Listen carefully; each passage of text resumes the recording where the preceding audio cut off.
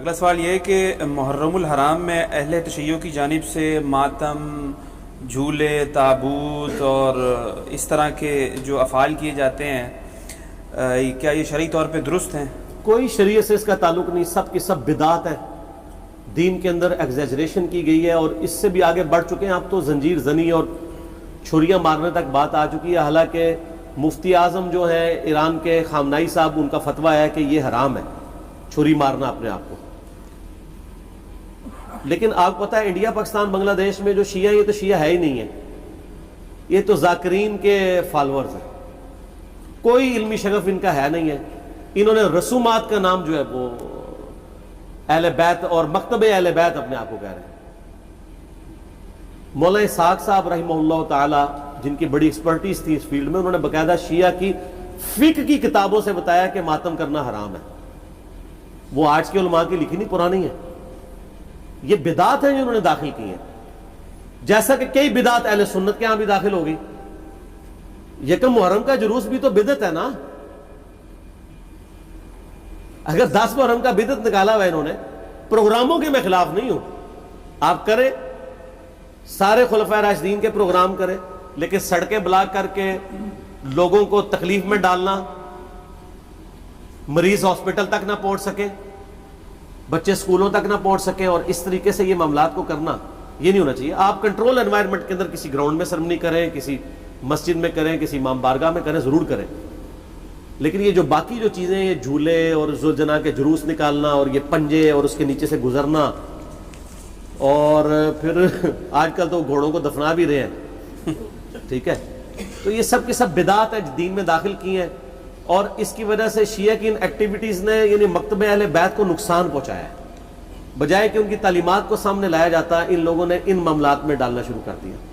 ماتم بھی بالکل حرام ہے. میں نے یوٹیوب پہ میرا کلپ آلموسٹ 20 لاکھ کے قریب لوگ دیکھ چکے ہیں. ماتم کے حق میں شیعہ کے 3 دلائل، میں نے اس کا جواب دیا، اور اس میں جو ایک ٹاپ آف دا لسٹ یہ پیش کرتے ہیں، میں حصول برکت کے لیے عرض کر دیتا ہوں. بلکہ میں اگلے دن ایک شیعہ عالم کو دیکھ رہا تھا، تو وہ دنیا ٹی وی پہ ایک پروگرام تھا، اس پہ بیٹھ کے وہ کہہ رہے تھے کہ جی پہلا ماتم تو سیدہ عائشہ نے کیا ہے. ٹھیک ہے جی، نام میں نہیں لیتا، آپ سب کو پتا ہے، کیونکہ نام والی پالیسی اب نہیں ہے. تو اب اس بیچارے کا بھی قصور نہیں ہے، اس نے اپنے بابوں سے ہی سنا ہوا ہے. اس نے مسند احمد خود کھول کے بھی نہیں کبھی دیکھی ہوگی، سنی انہوں نے نہیں کھولی بھی، تو اس بیچارے نے کہاں سے کھولنی ہے، جن کی اپنی کتاب ہے. ہم نے بہت پہلے ریکارڈنگ کرا دی کہ مسند احمد میں آگے الفاظ ہے، سیدہ عائشہ کہتی ہیں، اتنا حصہ تو بخاری مسلم میں بھی موجود ہے کہ نبی علیہ السلام کی وفات میری گود میں ہوئی. تو سر اس سے سیدہ عائشہ کی یہ فضیلت تو ثابت ہوئی کہ اللہ تعالیٰ نے اپنے محبوب صلی اللہ علیہ وسلم کو سیدہ عائشہ کی گود میں وفات دی، تو یہ فضیلت بھی تو ثابت ہو رہی ہے نا. تو یہ بھی فضیلت پھر مانے نا. جیسا کہ اہل حدیث جب وہ موزوں پہ مسح، جرابوں کے مسح کی بات شروع کرتے ہیں تو کہتے ہیں وہ تو بخاری مسلم میں پگڑی پہ مسح کی بھی حدیث ہے.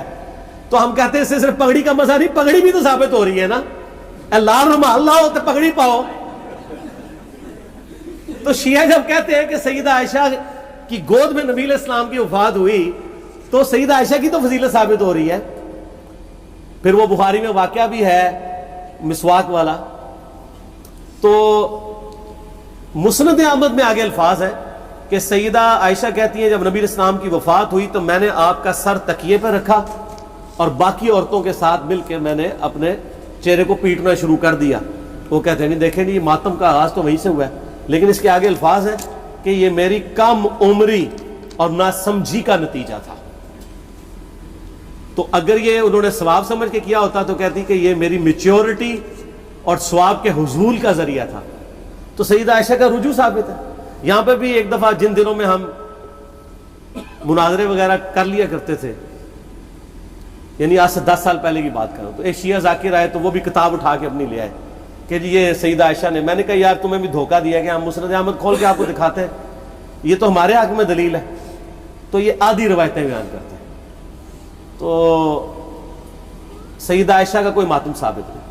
دوسری دلیل یہ وہ قرآن پاک سے لیتے ہیں کہ جب فرشتوں نے آگے بشارت دی سیدنا ابراہیم کی جو پہلی بیوی تھی سارہ کہ ان کے ہاں بھی اب اولاد ہوگی، تو انہوں نے حیرانگی میں اپنا چہرہ پیٹا تھا، جیسے عورتیں کہتی ہائے اب بڑھاپے میں ایک 80-90 سال کی بوڑھیا پریگننٹ ہو جائے تو وہ تو پریشان ہی ہوگی نا. یہ انہوں نے یہ تو نہیں تھا کہ ہر سال وہ چہرہ پیٹنا شروع کر دیتی, ایک واقعہ تھا اور اسے ماتم کا ثبوت نکال لیتے ہیں. یعنی کوئی بات دیکھا کرے, اس طرح چیزوں کا ثبوت نہیں نکلتا. اور تیسرا وہ کہتے ہیں ویسے کرنی نے دانت توڑ دیے تھے. دیکھیں اس میں تو میں نے اتنی بڑی ان کو پھکی دی ہے کہ وہ تو قیامت تک بھی ڈکار آتے رہیں گے اس کے. ہاں میں نے بتایا کہ بخاری مسلم دونوں میں موجود ہے کہ سہل ابن سعد السعدی رضی اللہ تعالیٰ عنہ کہتے ہیں کہ اللہ کی قسم میں جانتا ہوں کہ غزوہ احد کے موقع پہ جب نبی صلی اللہ علیہ وسلم کے دانت شہید ہوئے تھے اور آپ کا خون نہیں رک رہا تھا تو کس نے نبی علیہ السلام کے زخم کو دھویا تھا اور کس نے مرہم پٹی کی تھی. تو انہوں نے بتایا کہ ڈھال میں سیدنا علی جو ہے پانی لے کر آئے اور ڈھال کو الٹا کریں تو پیالہ بن جاتی ہے. تو سیدہ فاطمہ اس زخم کو دھوتی تھی اور جب خون نہیں رک رہا تھا تو سیدہ فاطمہ نے ایک کاٹن کا کپڑا جلا کے اس کی راکھ رکھی تو خون رک گیا. یہ سہل ابن سعد السعدی آل امیہ کے دور میں سیدنا علی کی فضیلت بیان کیا کرتے تھے بخاری مسلم میں, قسمیں اٹھا اٹھا کے, کیونکہ حج کے موقع پہ لوگ ان کو آ کے ملتے تھے کہ اب چند ایک صحابہ زندہ رہ گئے, ان میں سے ایک ہی ہیں. تو وہ پھر آل امیہ کے دور میں مولا علی کے فضائل بیان کرتے تھے. تو میں نے یہ پھکی دی ہے کہ جس شخصیت کے سامنے دانت شہید ہوئے ہیں اس نے تو اپنے دانت نہیں توڑے.